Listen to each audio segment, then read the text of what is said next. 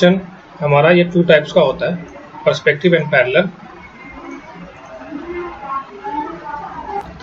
जो आपका डायग्राम बना हुआ है वो आपका 2D प्लेन पे है, तो इसे ही कहते हैं हमारा जो प्रोजेक्शन इस तरीके से वर्क करता है। तो डेफिनेटली इसमें ये रहेगा कि जब हमारा यहाँ पे जेड ये 3D ग्राफिक्स में ये यूज़ करना है खाली, लेकिन प्रोजेक्शन हमारा जो हमारा कोऑर्डिनेट्स होगा वो 2D होगा, तो वहाँ पे से जेड कोऑर्डिनेट्स जो होता है वो ऑटोमेटिकली वो रिमूव रहता है। और इसके साथ जो ऑब्जेक्ट में इसके वर्टेक्स होते हैं, एवरी वर्टेक्स जो पैरेलल लाइंस तक, जब उसको मान लो कि हम यहाँ से यहाँ ड्रॉ, जैसे कि ये लाइन है, यहाँ से यहाँ ड्रॉ करना रहता है, जैसे ये लाइन यहाँ तक आए, इसको यहाँ से यहाँ ड्रॉ करना पड़ा, इसको यहाँ से यहाँ ड्रॉ करना पड़ा। और वो जब लाइन वो व्यू प्लेन को इंटरसेक्ट ना करते हो, जैसे कुछ लाइन है जो क्रॉस करना रहता है, इसका मतलब कि जो आपका प्लेन है, अगर ये डायग्राम में हम ये देखें, centre of projection at infinity, जैसे कि यहाँ पर से आपका एक प्लेन मूव हुआ, एक प्लेन यू हुआ, तो पैरेलल का यही मीनिंग होता है। जब हम लोग पैरेलल कोऑर्डिनेट्स में कौन चैप्टर्स मैथ में पढ़ा जाता है, जैसे कोई भी लाइन अगर आपको मूव हो रही हो और तो ये सीधी लाइन एक दूसरे के क्या रहता है, पैरेलल रहती है, और परपेंडिकुलर क्या रहता है, एक दूसरे के 90 डिग्री पे लाई करता है। तो ये तब तक ये वर्क करता रहता है जब तक ये इसको एक दूसरे को इंटरसेक्ट ना करे, मतलब एक दूसरे के लाइन को ऐसे कट ना करे। यही होता है हमारा पैरेलल प्रोजेक्शन में। तो इस प्रोजेक्शन में एक सेंटर होता है, उस सेंटर से आपका प्रोजेक्ट प्लेन की जो डिस्टेंस होती है वो इन्फिनाइट होती है। जो हमारा जो इसका डिस्टेंस होगा वो डिपेंड करता है आपके कोऑर्डिनेट्स पे, तो हम उस पर डिसाइड नहीं कर सकते कि कितना एग्जैक्टली होता है।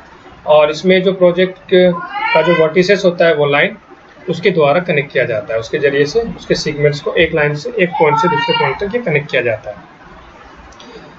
और पैरेलल प्रोजेक्शन जो वो बहुत कम रियलिस्टिक होता है, लेकिन जो एग्जैक्टली इसका मेजरमेंट चेक करना होता है तो ये एक तरह से इम्प्रूवमेंट ये लाता है। पैरेलल प्रोजेक्शन में रियलिस्टिक तो नहीं लगता, लेकिन मेजरमेंट होता है जो इसका ये सही होता है। लेकिन पैरेलल लाइंस पैरेलल ही रहती है, लेकिन इसके एंगल्स सेफ नहीं होते।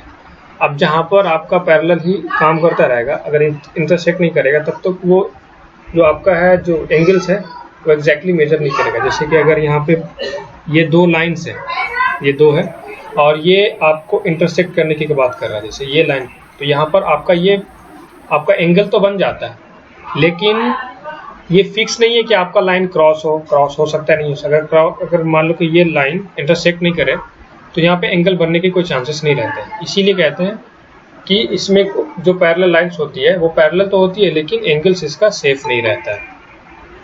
कर रहे हैं, मान लो कि एक कंस्ट्रक्शन, ये बिल्डिंग बनाना है हमको, तो ये बिल्डिंग बनाने के लिए आपका अगर एलिवेशन चेक किया जाए तो ये फ्रंट व्यू है, मान लो कि ये विंडो होगा, यहाँ पे इस तरीके से विंडो है और ये गेट है, इस तरीके से मान लो ये गेट है, ठीक है। और इसका कुछ साइड व्यू होगा। अब मान लो अगर साइड में अगर कुछ रूम्स होंगे तो यहाँ पर भी इसका विंडो होगा, इस साइड में रूम्स होंगे, इसका विंडो होगा, पीछे का कुछ दीवार होगी इसके पीछे। अगर इसका टॉप व्यू भी होगा, इसका मान लो रूफ मतलब जो भी सेलिंग, तो आप इस पे ये चेक कर सकते हो कि ये प्रोजेक्शन जो है किस वे में हमको किस व्यू से चेक करना है, साइड व्यू से चेक करना है या फ्रंट व्यू से चेक करना है या इसके टॉप व्यू से चेक करना है। तो ये ऑल वर्किंग जो रहता है प्रोसेस, ये ऑर्थोग्राफिक प्रोजेक्शन के थ्रू डिज़ाइन किया जाता है। जैसे कि ये डायग्राम में आप इसको व्यू कर सकते हैं।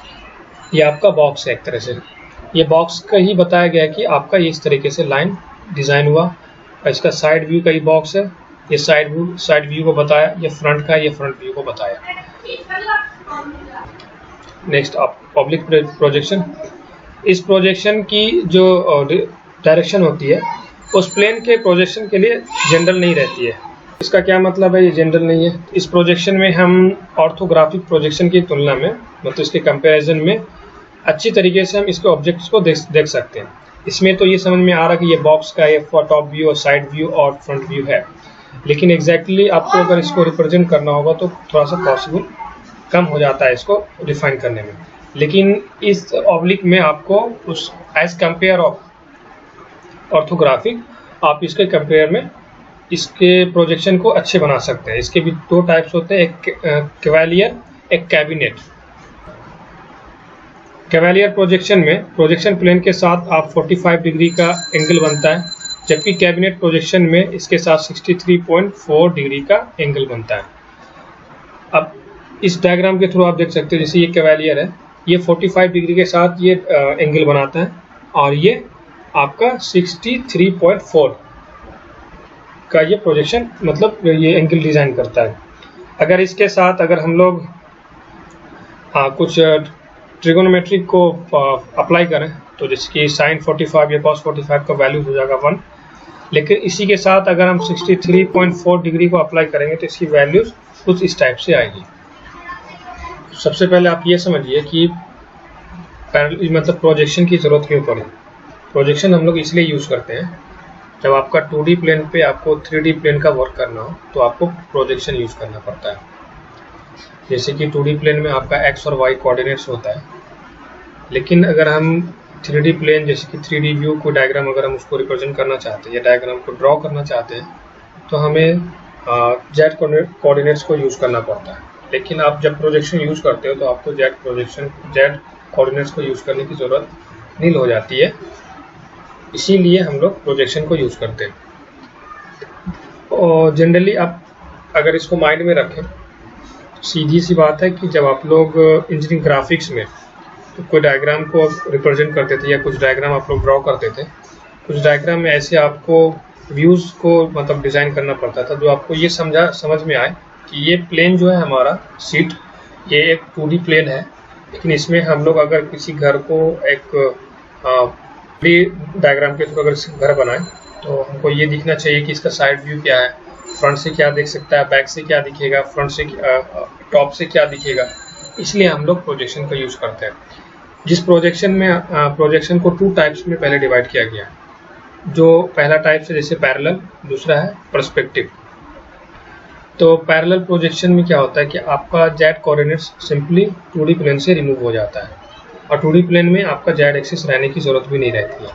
और ये जो ऑब्जेक्ट होता है, हर एक जो होता है इसका वर्टेक्स, मतलब जो स्टार्टिंग पॉइंट एंडिंग पॉइंट जो लाइनिंग होता है, जैसे ये एक वर्टेक्स मान लो, ये 2 वर्टेक्स, इसके बीच की जो लाइनिंग होती है, और ये दूसरा वर्टेक्स मान लो, इस तरीके से इसके बीच की जो लाइनिंग होती है, ये पैरेलल होती है। मतलब जो आपको जब तक ये पैरेलल रहती है, जब तक ये एक दूसरे को इंटरसेक्ट ना करे। जैसे कि अगर इस तरह से पैरेलल है तो ये तो इंटरसेक्ट कभी भी नहीं करेगी। मान लो कि इस तरीके से जा रहा हो, ये एक 2D प्लेन है मान लो, और एक जा रहा हो इस तरीके से, यानी तो इस तरीके से, यहाँ पे इस तरीके, एक तरह से देखा जाए तो ये भी एक पैरेलल है, लेकिन आगे जा कर के ये सीधा मूव करता रहेगा और ये भी अपने डायरेक्शन के साथ यहाँ से मूव करता रहेगा। इसे एक न एक टाइम यहाँ पे क्रॉस करेगा। तो जब तक ये क्रॉस नहीं करता है तब तक ये पैरेलल प्रोजेक्शन के फॉर्म में रहता है। मतलब ये हमेशा ये जो इसकी लाइन होती है इनफाइनाइट तक जाती है, इसका कहने का मतलब। और